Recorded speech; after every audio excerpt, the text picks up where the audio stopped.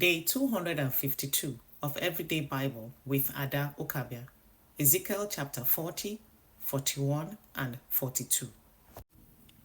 Now don't ever pause, just calm down and notice how intentional God is about details of our lives. One of the most striking examples now for this book of Ezekiel, for the chapters we will go read today. The prophet then carry and go on a guided tour of the future temple, and the vision where he see it is full of precise measurements and careful descriptions. At first, it feel be like one architectural blueprint. But when we look closely, when we shine our eye, we go see say God they teach us deep lessons about order, holiness, and purpose. Just think of those words where they mention for these chapters. The key words: walls, gates, rooms, porticos, courtyards, jambs, alcoves, thresholds, parapets, pavements, outer courts, steps, overhangs, passageways, and even pillars. Each part then get name. Each part then measure am. Each part get function. Why God go spend so much time to describe all of them? Now because nothing about his presence and nothing about his dwelling place is careless or random. I go take one for example, the wall. A wall na strong boundary where they separate wetin belong to God from wetin dey ordinary. That one they teach all of us say for our lives, boundaries matter. We no suppose allow everything in. Some things must remain outside if we want God's presence inside our lives. Make we think about gates and porticos. These ones na entrances them build, not be just open spaces. They are designed with jambs and thresholds.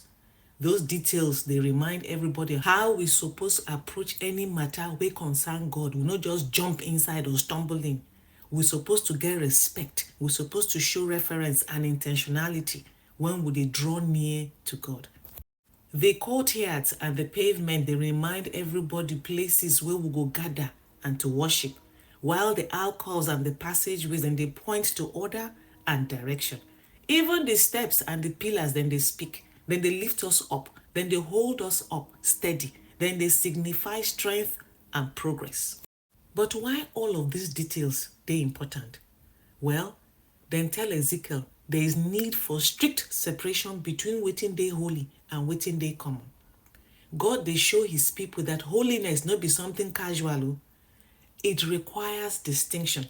Just as the temple was marked out by careful lines and spaces, our lives should also reflect what is set apart for God.